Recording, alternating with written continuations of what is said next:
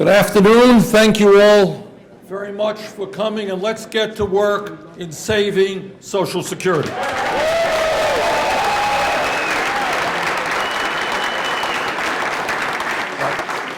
This is going to be a great meeting, and I want to thank the Alliance for Retired Americans.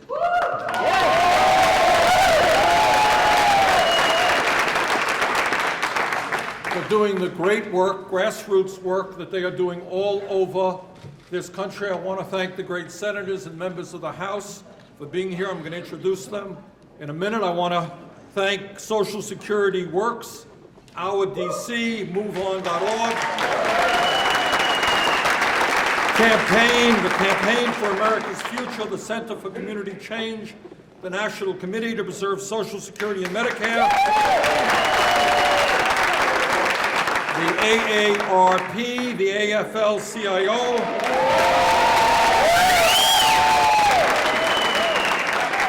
Latinos for a Secure Retirement,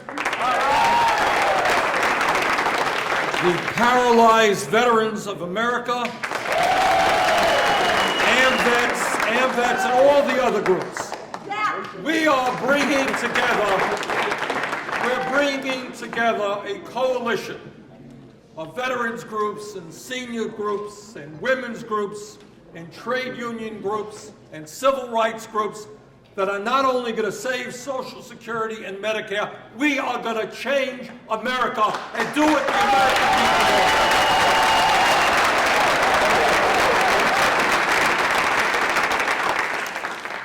Today's meeting is pretty simple. We are sending a very loud message to the leadership in the House, to the leadership and members of the Senate, and to the President of the United States. And that message is pretty clear. At a time when the middle class is disappearing and when working families from Vermont to California are struggling to keep their heads above water, do not cut Social Security, Medicare, Medicaid, and other programs.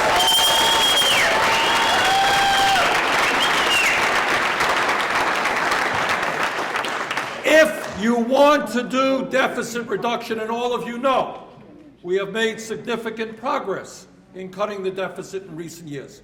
But if you want to go forward in deficit reduction, ask the largest corporations in this country who are making record-breaking profits to start paying their fair share.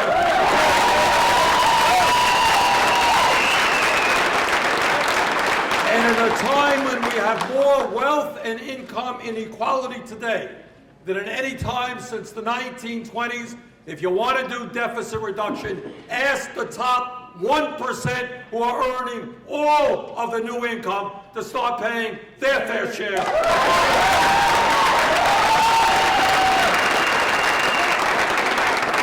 Before you think, before you dream, before you have any vision at all of cutting any program that working families depend upon, let's end the loopholes that allow corporate America and the rich to stash their money in the Cayman Islands and other tax havens.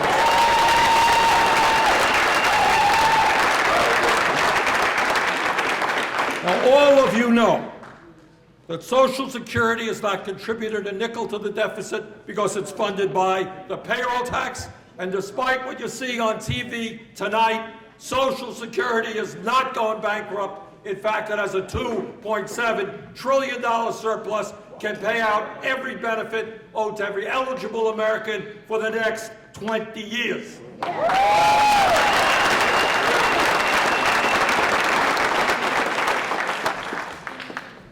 Now, if we want to save Social Security, I know a way to do it. And I think all of us up here are in support of that way.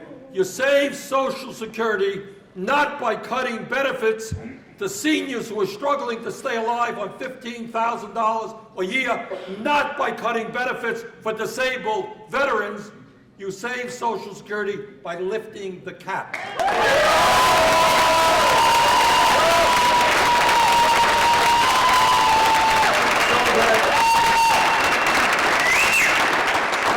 so that the people in the top 1% contribute the same percentage to the Social Security Trust Fund as do working people. Now, let's be very clear. There are some folks out there who say, well, you know, this so-called chain CPI, it's just a little tweak. So let me tell you about what this quote-unquote little tweak is about. If you're 65 years of age today, by the time you are 75 years of age, you will be losing $658 a year. Now, that may be a tweak for some of the millionaires around here, but it ain't a tweak if you're living on $13,000 or $14,000. That is the difference between whether you live in dignity or not, whether you buy the medicine you need or the food you need. And if you are a disabled veteran, these cuts will mean tens of thousands of dollars during the lifetime of that veteran. And in this country, we are not going to balance the budget on the backs of men and women who lost their legs and their arms defending this country.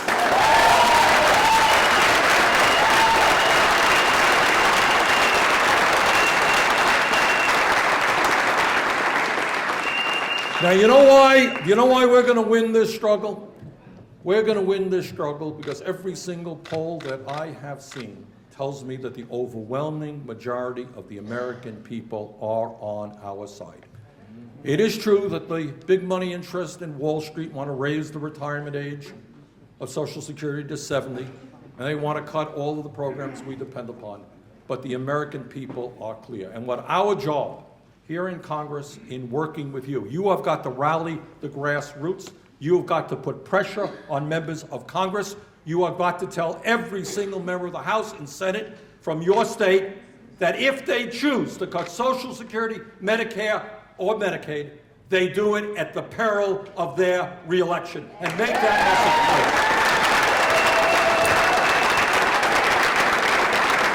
clear. All right, we got some great members up here. Let me start bringing them up right now. Jack Reed of Rhode Island. Senator Jack Reed has been in the forefront for years fighting for seniors. Jack, come on up. Thank you very much. Well, first I want to salute our great leader in this great endeavor and critical endeavor, Bernie Sanders. He is just all my colleagues from the Senate and the House, but I particularly want to recognize David Cicilline because Rhode Island delegation is strongly supportive of Bernie's efforts to save Social Security, Medicare, and Medicaid. Senator Whitehouse would have been here, but he's on the floor managing a critical piece of legislation right now. But we're all here also with representatives like Ed Coyle of the Alliance for Retired Americans and Max Rich and old friends, all. We're here to echo the extraordinary and passionate plea and demand of Bernie Sanders. We've got to save Social Security, save Medicare, save Medicaid. This is what is the difference between being in the middle class, staying in the middle class, retiring with dignity, and not. And we've got to save these programs. Now. Yes, sir. All right. Bernie talked about the chain CPI. And there are some that say, well, this is just a technical correction that reflects the statistical flux of coming and going here and there. But what it does, exactly what Bernie said. If you are retired, you're going to keep losing money the longer you live, and the longer you live, the more money you need for prescriptions, for health care, just to get by. And if it's $14,000 a year, the average benefit, and you lost $1,000 by the time you're 85, that's not a marginal technical correction. That is a life-changing experience. We've got to recognize that, and we've got to fight against that. Now, the other thing it's going to do, because they're going to apply it to tax brackets, is going to raise taxes on middle Americans, on struggling families today. That's another little technical fix that they're trying to work in. So we have to pull together, starting today. Let your voices be heard here in Washington, but more importantly, across this land, to say, as Bernie has said so eloquently, those who are benefiting from the extraordinary success of this system should participate and contribute to it. But don't punish those people who depend upon these critical programs. Let's go forth from this time, this place, and save these great programs. Thank you.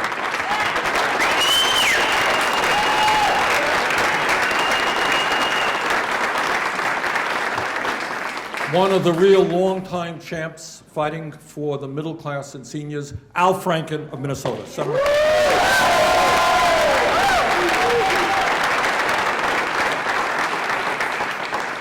Thank you, Bernie, for your leadership on this. This is personal to me.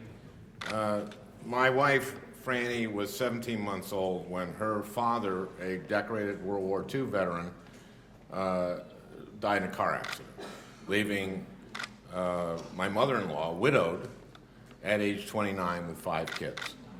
They made it because of Social Security survivor benefits. That's how they made it. So, you think you know, I have Bernie hawking me.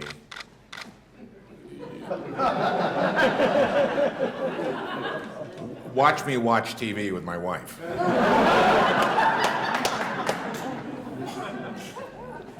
I mean, Bernie just yells. Franny knows how to get to me. This is wrong. This is wrong. You know, last time Bernie talked about the solvency of Social Security. Last time, first of all, this has nothing to do with the debt. This is a self-sustaining program. So let's separate it. And let's make sure that it's there because Social Security has survived the Great Depression, wars. It'll survive. And we just need to do what's right when we correct it. In 1983, 90% of income in this country was subject to FICA. Now, because of the shift of income to the very top, only 83% of income is subject to FICA. The way to go here is to change it so that, again, about 90% of our income is subject to FICA. That is the way to go, not take away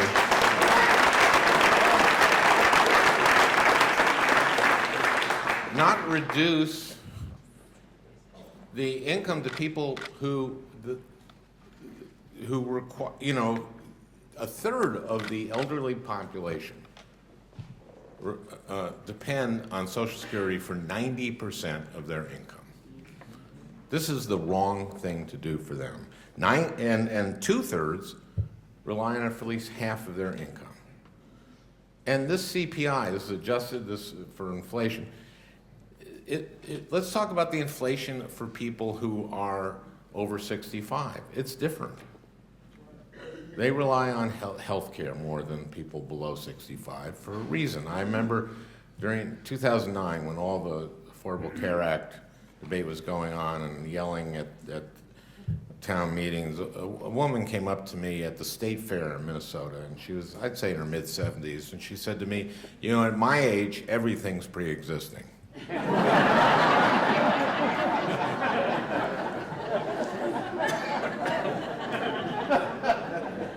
Inflation for people over 65 is different for inflation for people under 18. And for people 18 to 25, and for people 25 to 32. And I could go on saying numbers, but I won't. I'll let the rest of them. We have to fight this, and thank you, Bernie, and thank you the rest of them.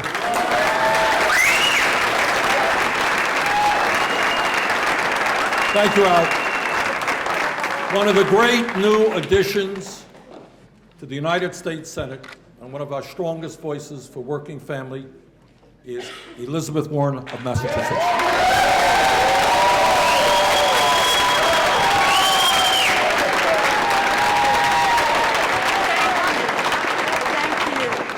Thank you. Down in front. You know, I love being here with you. Down. I love being here with you because we're here to fight for what we believe in.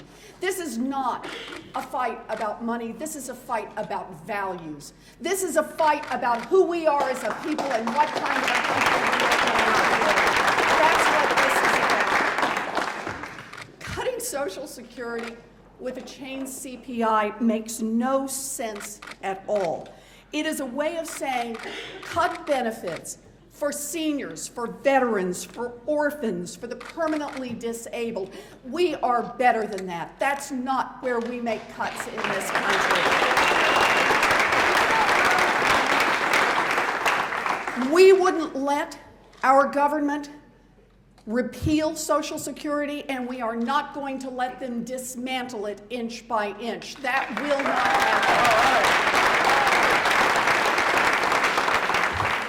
happen. The chain CPI targets the most vulnerable among us.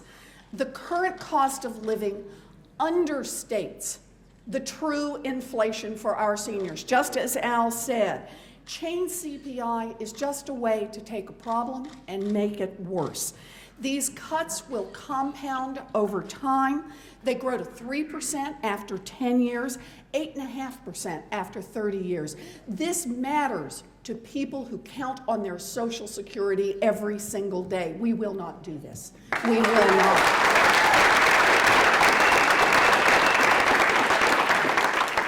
So the way I see this truly is a conversation about our values. So let's just put it out there about our values.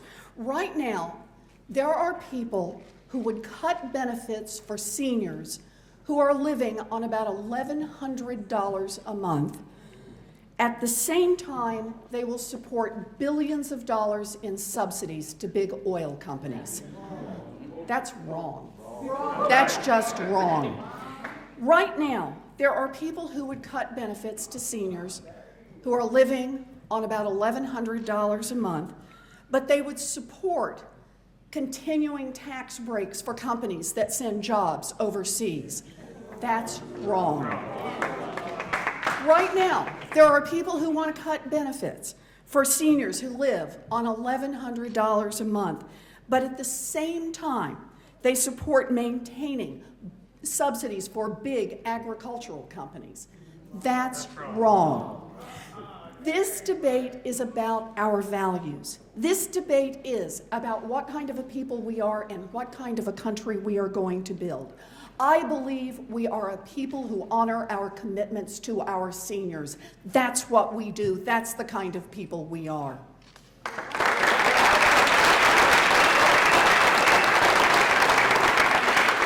We don't ask our seniors to take cuts while we let corporations line up for special handouts. We don't do that. That's not a reflection of our values. Social Security is a program that people paid for themselves. This isn't a handout. This isn't a gift from taxpayers.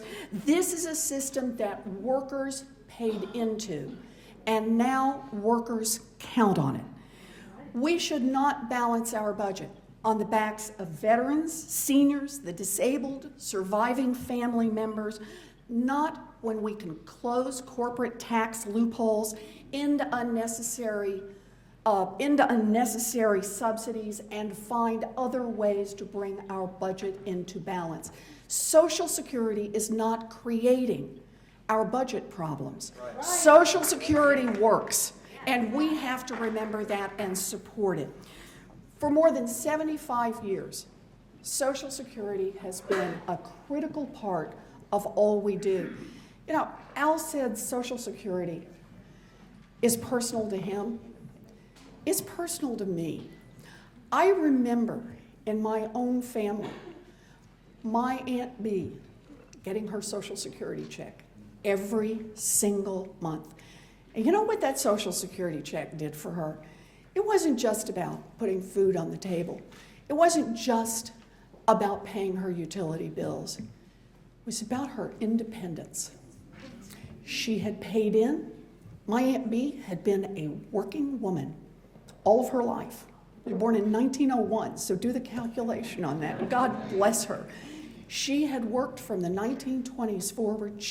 Once there was a Social Security system put into place in the 1930s, she paid into it, and she felt like every month she cashed a check that was based on what she had earned. That made her independent. It made her strong. It made her proud. That's what Social Security is about. And we are here as a country to reaffirm that's what it will always be about for all of us.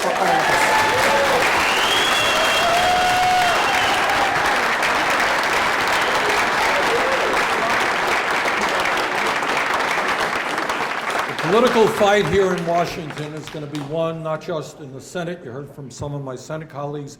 It is going to be won with our great friends in the House of Representatives as well. Let me introduce a man who's been fighting for seniors for decades, Congressman Peter DeFazio of Oregon.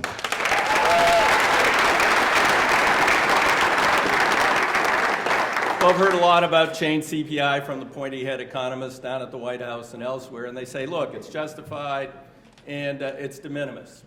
Well, first off, as you heard earlier, it's not justified. Seniors' cost of living accelerates quicker than any other segment of society because they consume prescription drugs, medical care. Their fixed costs for rent and utilities and fuel for their car are a bigger percentage of their diminished income in retirement. They should actually have, as Bernie and I have introduced for years, a CPIE, something that actually would give them an increase in the cost of living. But that's just a real cost. Secondly, it's not de minimis. Sure as heck is not de minimis. This is, if you retired at age 65, he's 66 now for full retirement, by the time you reach 85, now each one of these little symbols represents a week's worth of food for the average senior in retirement. So by the time you're 85, you've lost 16 weeks of food budget at that point. Now, of course, the pointy heads say, well, that's what this is all about, actually. It's substitution, you know. If they were eating steak, they'll get chicken. If they're eating chicken, they'll get pasta. And if they're eating pasta, pet food, except that's kind of expensive, too. I've got cats and dogs, but something. Anyway, so it is not justified, and it is not de minimis. And then the one other point is, well, some of them fall back on the deficit argument. As we heard earlier from many people, Social Security did not create this deficit, it's self-financing. Then they say, oh, well, actually, we want to save Social Security, that's why we want to do it. If you cut the benefit of every future retiree on Social Security, you would extend the life of the trust fund for 2 years. If you tax all the earned income of every American, you will extend the future of Social Security forever without cutting benefits for seniors.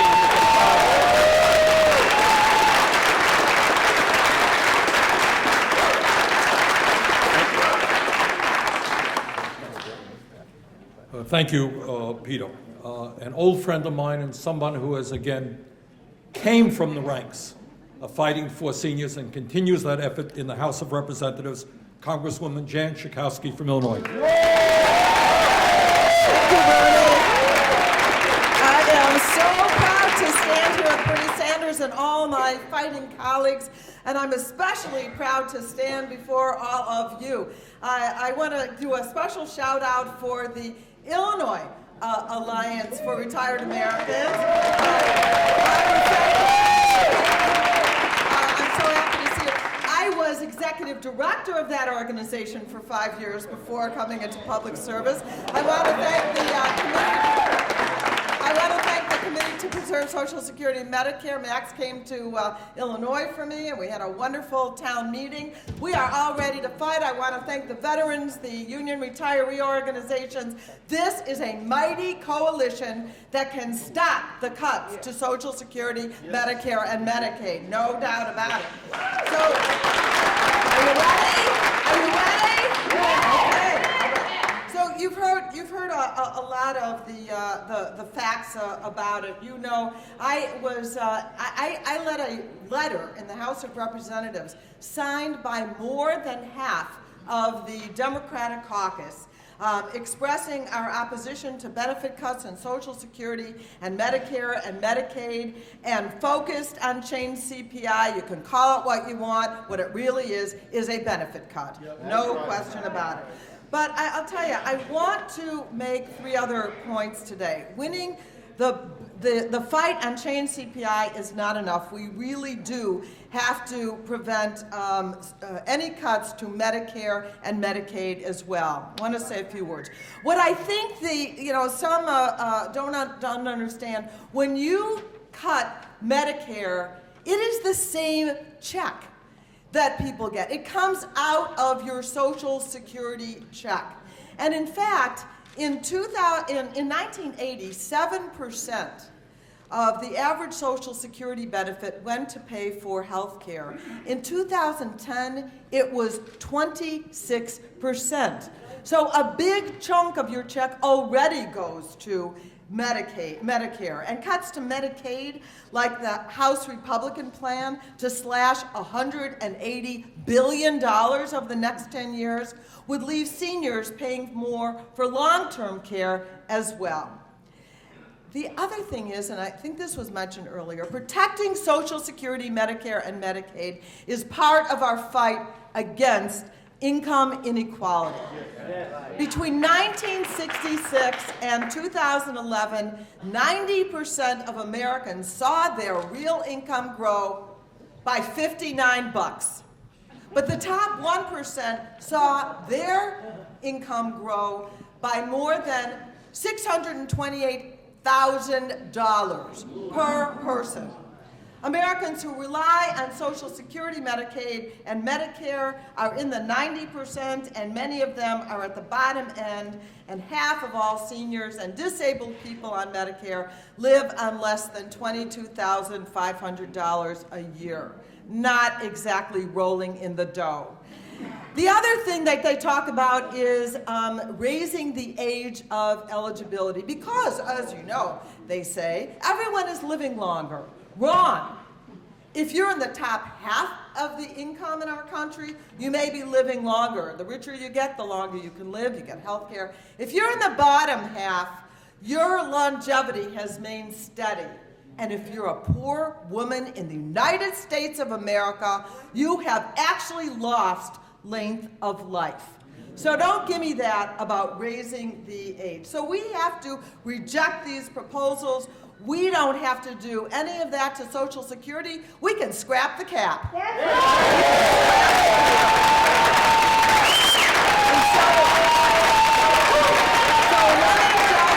just echo the organizing piece that we have to not only be here in the halls of Congress, every district, I'm glad you're here, we have to be back in every congressional district at home, talking to our members of Congress, members of the Senate. We can win this battle, my sisters and brothers. Thank you. Thank you, Karen.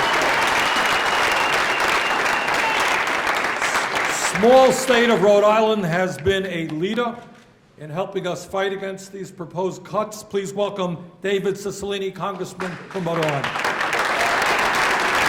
Good afternoon. First, I want to thank Senator Sanders for his great leadership in the Senate, and I'm proud to say both of my senators, Senator Reid and Senator Whitehouse, have been an important part of the fight. I'm really delighted to be here today with my House colleagues, folks like Jan Schakowsky, who's been in this fight for a very, very long time, Ted Deutch, Keith Ellison. I'm new to this effort, but one thing is very clear to me. Social Security is not an entitlement. It's an earned benefit. It's something that seniors receive after a lifetime of hard work, after paying into the program, and it's something we have a responsibility to protect, not only for you or for people who are currently receiving it, but for all future generations. And as Senator Warren said, this is not something that was just created out of the air. It was created because it reflected our values as a country. We decided that when you reached a certain age or a certain disability, that you should be guaranteed to have an income so that you could live with dignity and that you could retire with peace of mind. Those are important American values. We should be proud of those things. And instead of hearing people scowl about how we need to reform entitlements, we should be talking about how we preserve and strengthen Social Security, Medicare, and Medicaid, because they are what reflect our values as a country. Chain CPI, as you've heard, is a cut to those benefits that gets worse over time. And we are, I think, engaged in a fundamental fight, not just about Medicare, Social Security, Medicaid, but really a fight for the soul of this country. There are people in Washington who continue to fight to be sure that people with political power have more of it, and people who have great wealth have a greater concentration of wealth. And what we're fighting for is an America where people have hope and opportunity, where people can move from the working poor into the middle class and beyond. Social Security is a key part of that. And so I'm proud to be here because I know what Social Security meant to my grandparents, and I promise to fight with every fiber of my body to protect Social Security, Medicare, and Medicaid. Thank you very much.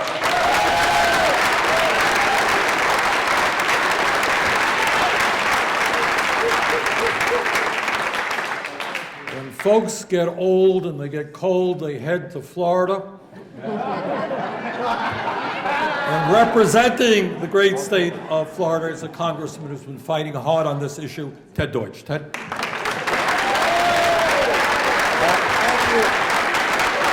Thank you, Senator Sanders. Thanks, Senator Sanders. And let me just say, being in this room with so many friends, our friends from labor, our friends from the veterans communities, our advocates for seniors, the alliances here, we are proud to stand with you in this fight to save Social Security and Medicare and Medicaid. Thanks for being here with us. We will be here for you.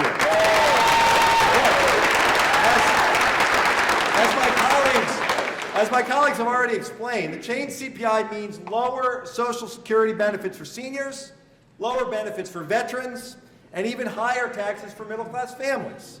Now, some say that the change CPI just slows the growth of benefits. It's just a way of accounting, we're told. It's not a cut. Just buy cheaper goods when the prices go up. Try telling that. Try telling that to the folks that I was handing healthy meals to at a senior center in Margate, Florida, just a few weeks ago. Meals that, due to the sequester, are going to be cut. I want you to understand that many of my constituents, some of the best ones who are here today, but many of my constituents understand and survived the Great Depression. They know how to be thrifty. And what the change CPI says to those hungry seniors is, you're not pinching your pennies hard enough. Clip more coupons. Skip a few more meals. Turn off your air conditioning. Don't fill all of your prescriptions. Social Security benefits and the cost of living adjustments aren't too lavish. Cost of living adjustments are meager at best and non-existent at worst. Just because we have a lot of Americans in the baby boomer generation who are retiring and are starting to gain the benefits that they earned doesn't mean that the Social Security program itself is the epicenter of government waste prime for the chopping block. It isn't. I understand the impulse to look at Social Security as a source of cost savings. It's a big program. That's why everybody likes to look at it. But it's funded by its own revenue stream.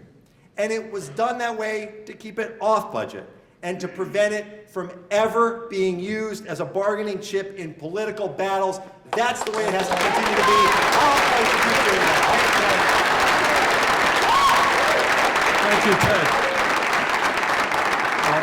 Thank you, Ted. Last, but certainly not least, is a gentleman who has done an extraordinary job as chairman of one of the largest caucuses in the House of Representatives, the Progressive Caucus. Please welcome Keith Ellison, Minnesota. Thank you so much, Bernie. Bernie, thanks so much. You know, I've been fighting against this change CPI so much, I'm starting to lose my voice a little bit. But I want you to know that even though my voice is a little raspy, my energy is high to defeat this change CPI idea. We have to stick together, and we have to spread the message all across this country that our seniors' security, Social Security, is no bargaining chip anywhere. We have to spread the word.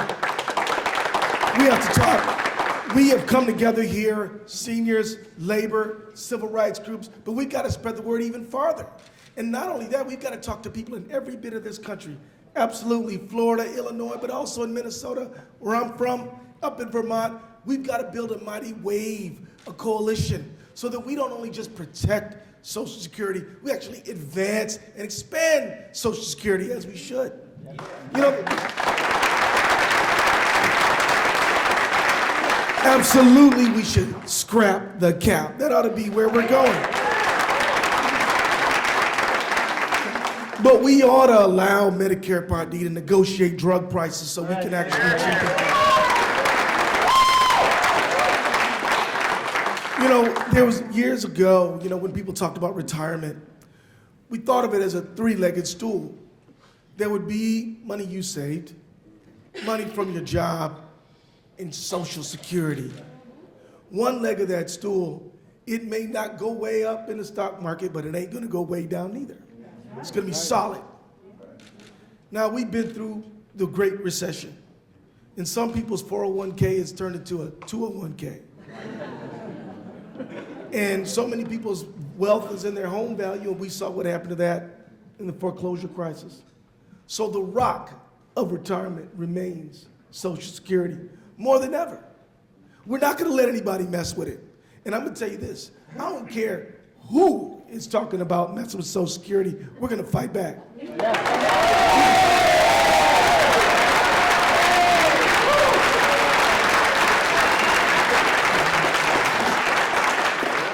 I don't care what office they occupy. I don't care what party they're in. Because I'm in the Social Security party myself.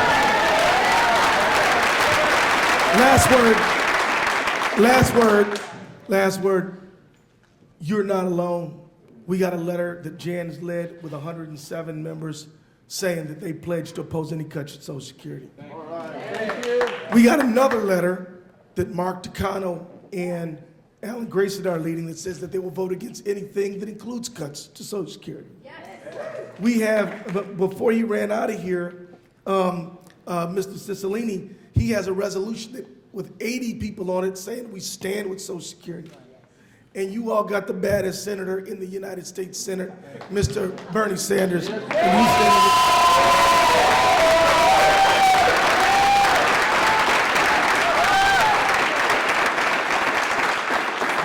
So with those of us who are in Congress and with our partners all across this America, we know that the future of Social Security is bright because we're going to make it. So take care, everybody, and be well.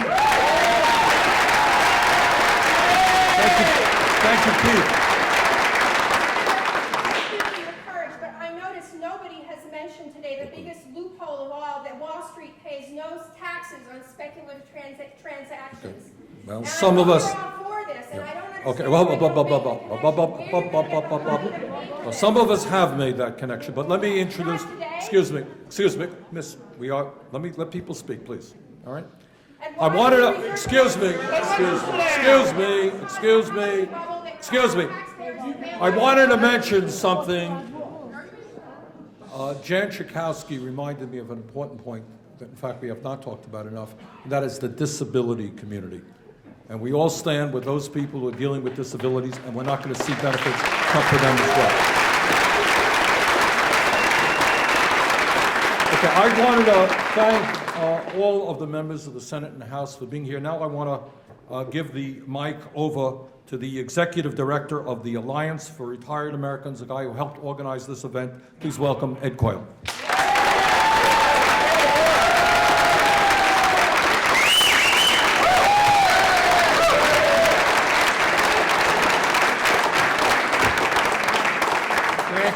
Thank you so much, and good afternoon, everybody. Thank you, Senator Sanders, and all the other leaders that have been here today for the leadership you're providing in these fights, and we are all behind you. My name is Ed Coyle, and I am the Executive Director of the Alliance for Retired Americans.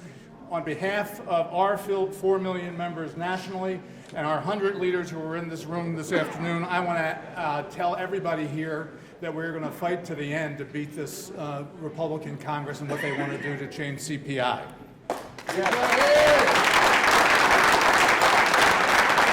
Today, 100 leaders of state and local alliance chapters will fan out all over Capitol Hill when we're finished here. They'll urge lawmakers to support the Harkin-Sanders White House resolution in the Senate and the Cicilline resolution in the House, and they will say no to change CPI. Thank you to all the members who are here today and all the leadership that you provide, and for all your leadership on retiree issues. I thank all of you on behalf of our members nationally. Washington.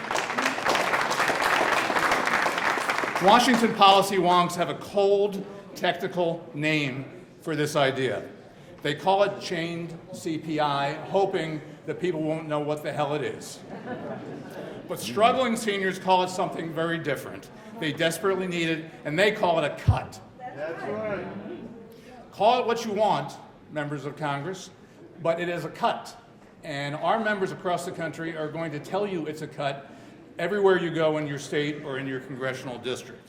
A study by the group Social Security Works shows that under this proposal, someone retiring at the age of 65 would lose nearly $5,000 in benefits by the age of 75 within 10 years. By age 85, as has been mentioned, they would lose almost $10,000.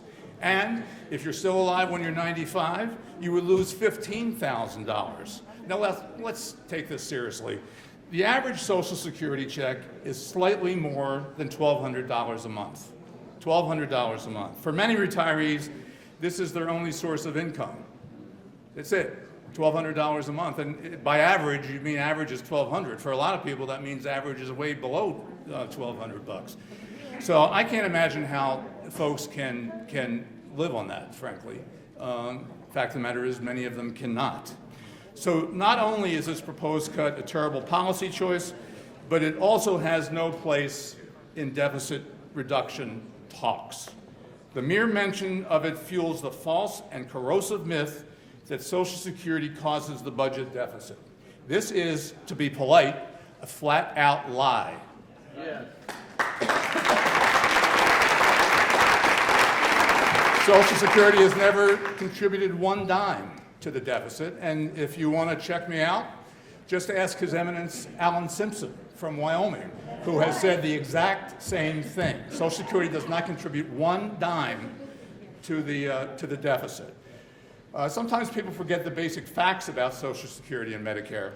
They are not handouts. They are not handouts. They are benefits you've earned and which you've paid for every month of your working life from day one on your job. We cannot allow workers and retirees to pay the price for a problem that, frankly, they did not create.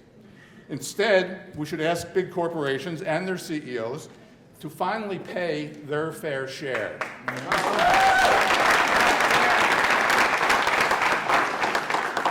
Social Security gives today's workers hope that they will someday enjoy a safe and a secure retirement. That's all they're asking. We must support these Senate and House resolutions that these men and women up here are supporting. We must keep the promise of a strong Social Security alive for generations to come. We must stand our ground, and we must fight back. Thank you all for being here. Thank you all for the Alliance for Retired Americans. And I want to, those of us who are here in Washington sometimes maybe get too full of ourselves, and I'm constantly reminded that where this is really getting done is out in the field. And where this is really getting done is when you see faces of real people on TV or quoted in the paper who are affected by this. So 3 of our Alliance members who are here this week for our leadership conference are going to speak to you just briefly about personal situations that they find or would find themselves in if their Social Security was cut. So I want to introduce 3 of our Alliance members who are here, and if all 3 of you could come up now. Jody Weinrich is a retiree from Pennsylvania, worked in the garment industry, is now a member of the Alliance for Retired Americans board. Second is Marty Walsh from Glendale, Missouri, who worked in the insurance industry. And Marty Alvarado is a member of the Community Advocacy Network in Dallas, Texas, and she has worked in the electronics industry. So please greet them, and they are going to tell you just briefly how this would affect them. Remember their stories, because this is how we're going to get it done. It's not making speeches in Washington. So.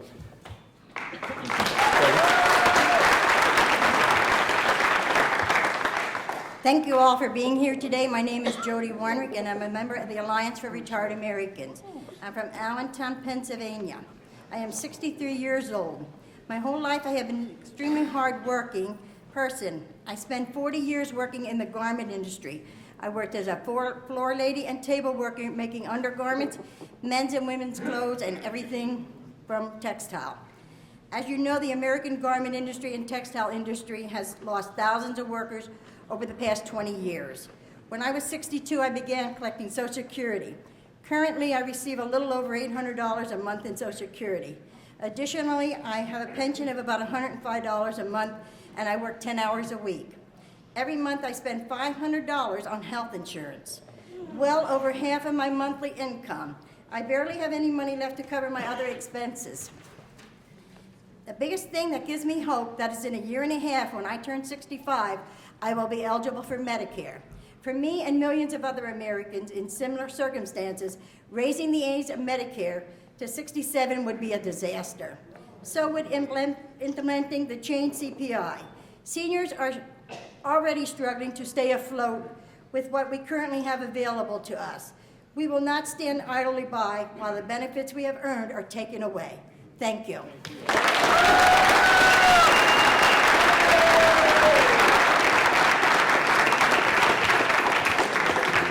Very good. Marty? Good afternoon to all of you.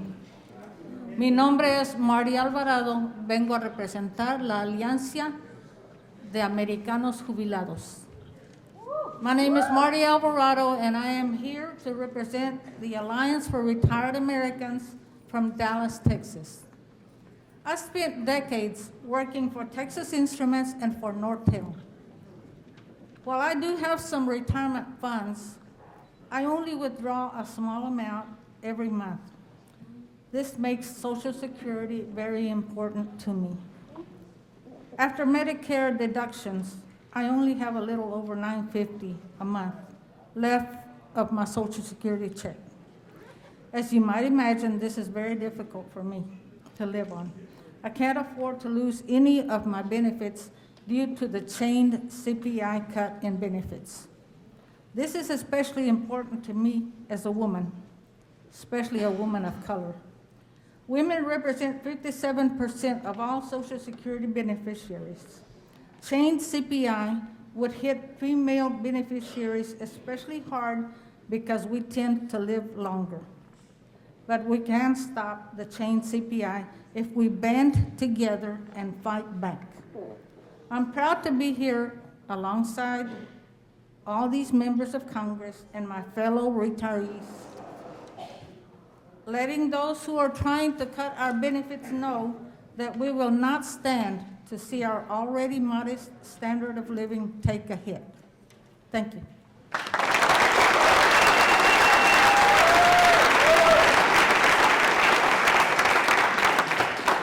Afternoon, my name is Marty Walsh. I'm from St. Louis, and I worked hard, dedicated, have many professional designations in the insurance industry where I worked for almost 40 years. I worked hard. Unfortunately, due to the economy and due to some problems of companies, I had to change. I didn't job jump. I had to change. And as a result, I have very little in the way of a pension. I depend on Social Security. As Congressman Deutch talked about, I'm going to have to find ways to cut back on the food that I eat, or buy cheaper things. I've already done that. And now they want to do it some more. When Congress, with their trillion-dollar budgets, talks about minor adjustments, it is not that to me. It is more of a major adjustment. And I'd like to throw a word in, which no one else has done yet. I have some kids I love. And I have a grandson that I really love. Think, when they're talking about what it's going to do for us in 20 or 30 years, what it's going to do to them, who do not have some of the guaranteed benefit retirements that we have. Those are gone. And they are really going to suffer, and I would love to fight for my children and grandchildren. So this is a serious issue, not only for us, but for our families. Talking about cuts, I've been asked to notice the beautiful sculpture over here dedicated by our friends from Ohio, with a reminder that if we want to do some cutting, one place to cut is drug prices. That's right. As opposed to, and I thank them for this. I asked if I could take it home and put it in my living room, but they say they want Congress to have it. So, but it gives me hope, though, with all these fantastic people that we had here today. who are fighting for us, and encourages me to fight for them, to see that we together, will get this job done and protect ourselves from this chain CPI. And thank you for your time.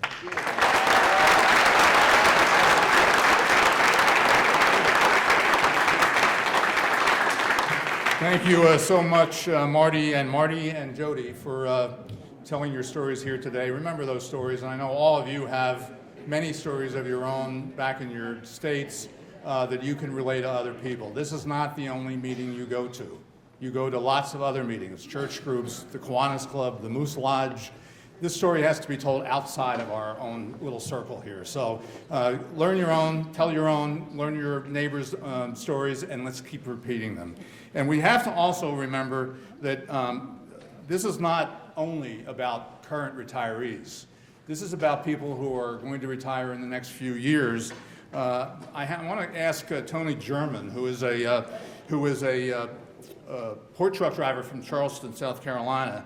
He has got a unique story to tell us. We've invited him to do so, and keep him in mind too, and keep all the people back at home who are 2 or 3 years away from retirement, and tell them this story too. Tony?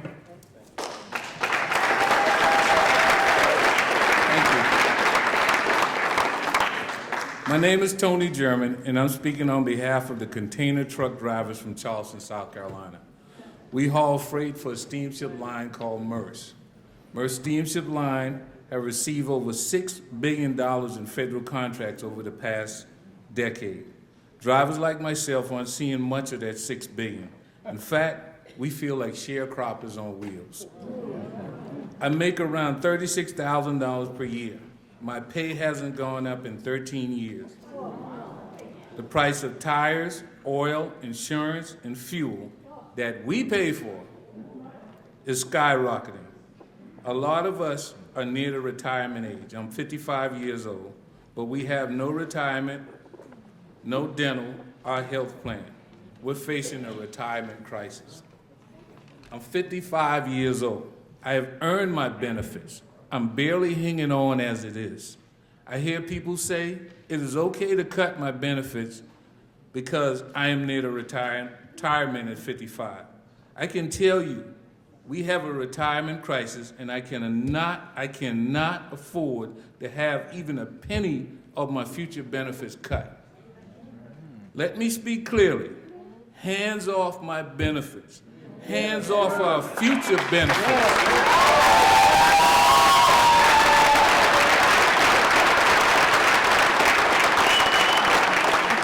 Hands off all our benefits. Thank you.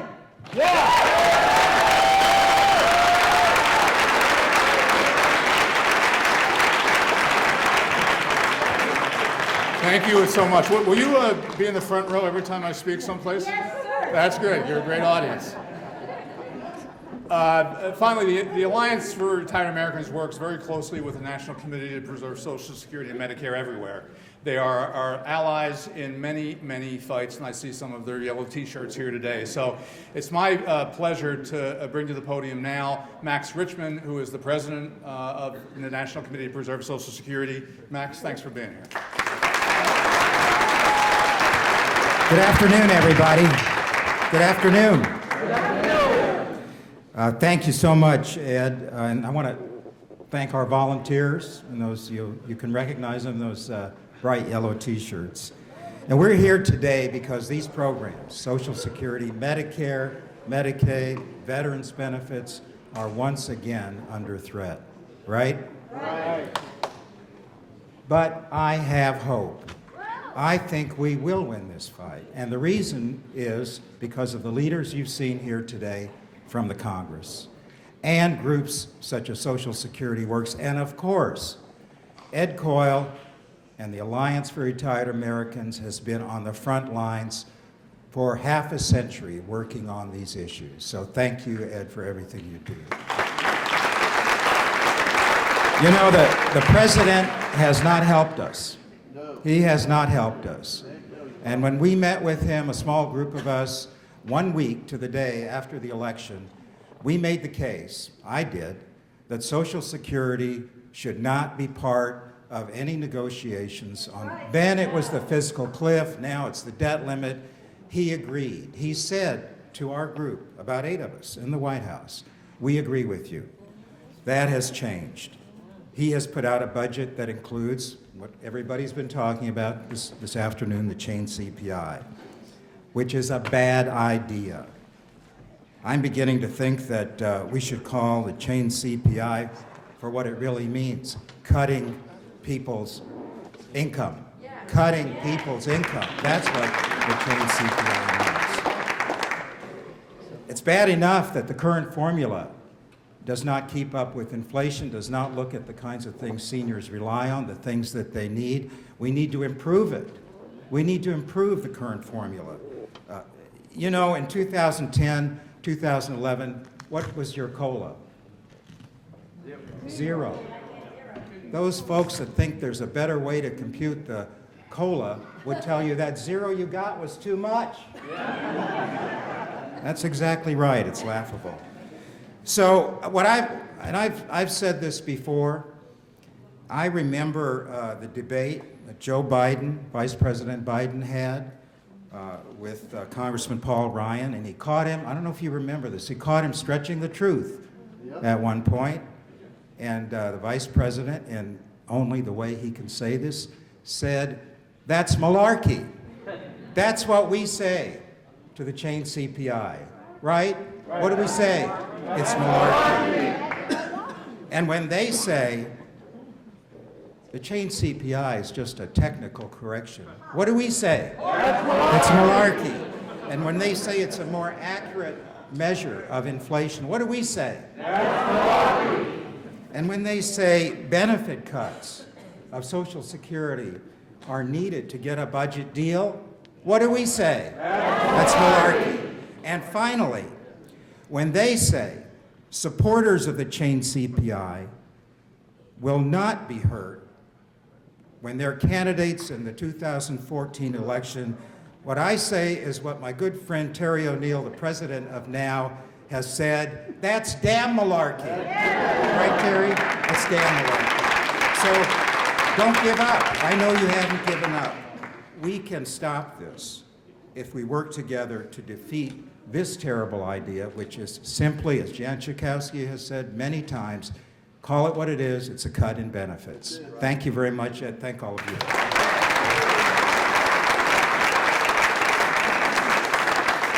All right, one more time. It's malarkey.